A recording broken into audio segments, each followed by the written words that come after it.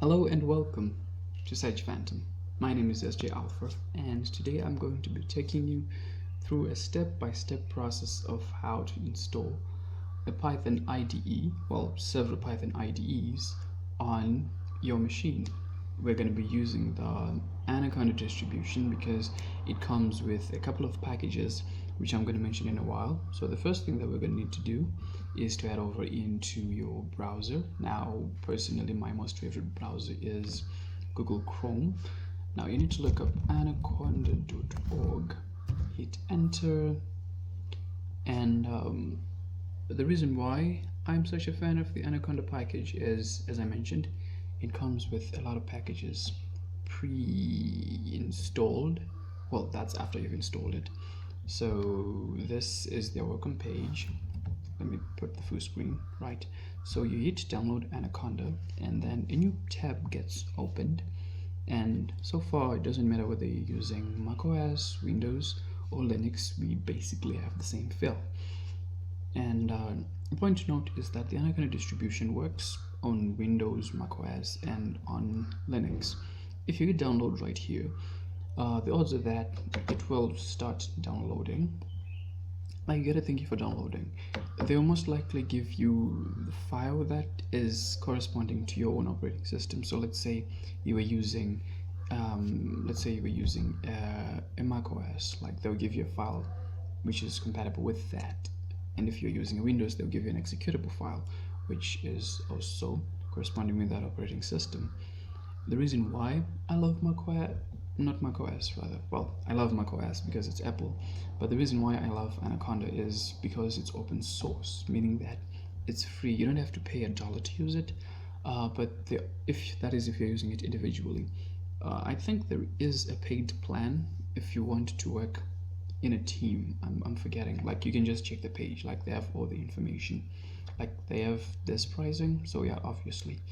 But for most of the functionality, if you're a lone coder, you can use everything that you want.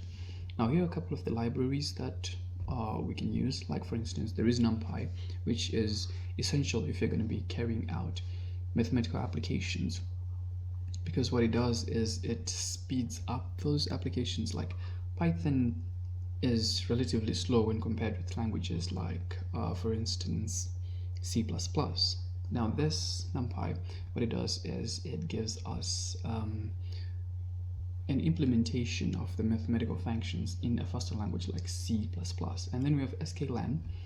This is scikit-learn, then there's also PyTorch, and then there's TensorFlow.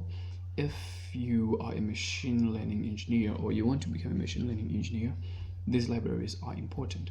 My personal favorite right now is scikit-learn, but I think I will be moving to TensorFlow soon. I'm not really sure. Never been a fan of PyTorch, but then never looked it up, so yeah, there's that. And then we have the pandas library. It's useful for mathematical functions. Then we have the matplotlib, which is for plotting. So from 3-dimensional plots to 2-dimensional plots, that is what most people use by default. Then we have the Spyder IDE and the Jupyter notebook. Now, between these two, if you're going to be a data scientist, for instance, I think most of them use Jupyter notebook, but if you're going to be programming, mostly, like for me personally, I normally use Spyder, but since I'm now moving more from just making one-off applications to making applications where I need to run cell by cell, I'm now using Jupyter more often, Jupyter notebook. And I think this is the one that I'm going to be using mostly for these tutorials. I'll use Spyder here and there just so that you can get a feel of what it can do and what it's capable of doing. Another reason why I love Spyder is that by default it actually comes with a dark theme, whereas if you're going to be using Jupyter notebook, you need to set up the dark theme. And then we have Dask, Bohem, Number, Panel, and Conda. And Holofuse, we are going to be seeing those as we go along. And now they say that it is trusted. Like if you read right here on their page, they say that it's trusted. Now, the reason why they say that is we have companies like Goldman Sachs using it, Citi and Toyota, like these big companies are using it. And if you see a company like Goldman Sachs using a particular particular application, you know that it's secure because they're a banking institution, and obviously if you're going to be a bank, you're going to need to use a very secure system. So now I'm going to move on to my downloads folder. So I've moved to my downloads folder, and this is the file that we're going to be installing: Anaconda 2022.05 Linux x86 64.sh.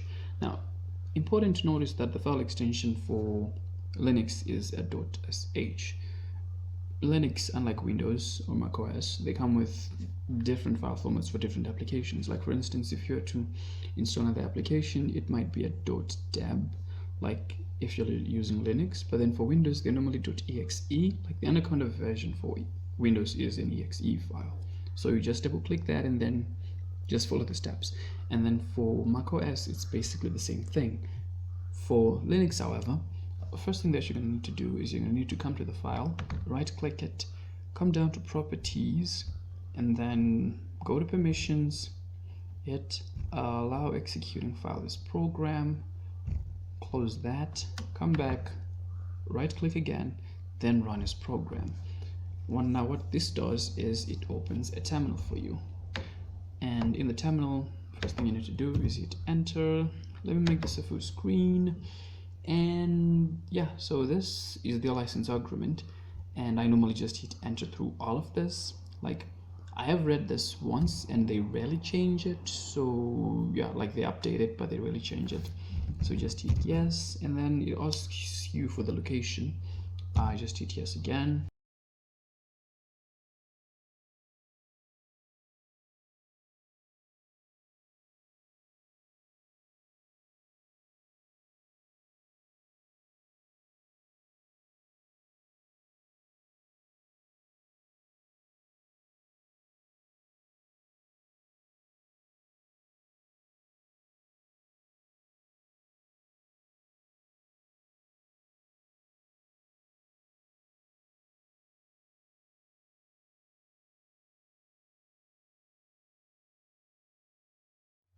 Okay, so after that very short process, which took approximately 20 minutes, I think, not sure, it then asks you whether or not you want to initialize Anaconda 3, and here I would suggest that you use yes. And also on macOS and Windows, when you're asked whether or not you want to have Anaconda in the path, also hit yes right there. Make it also the default item that you'll be using. Now the next thing that we're going to do is we are going to open our terminal. So if I open my terminal,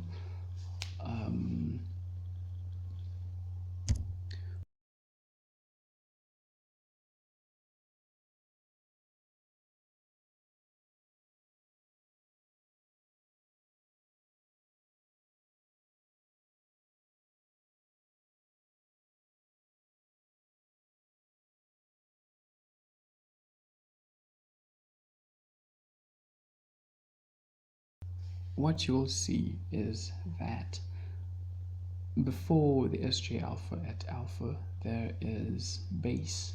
Now what that means is that we are now running our terminal with Python, the Anaconda distribution that we've installed, running by default. So if I was to write Python right here and hit enter, the Python 3.9 would open up, and as you can see, Anaconda Inc. on Linux. So from here you can run pretty much anything that you want. Print hello world. Okay, someone jokingly said that that's the first code that you should run, otherwise you make the programming gods angry. And ladies and gentlemen, there you go, there you have it. We have successfully installed Python Anaconda, and in the next video I am going to be touring the two IDEs that we're going to be using, which are the Spyder IDE and the Jupyter notebook. Those are the two that we're going to be working with. So Spyder and Jupyter notebook. Thanks for watching, and I'll see you in the next one.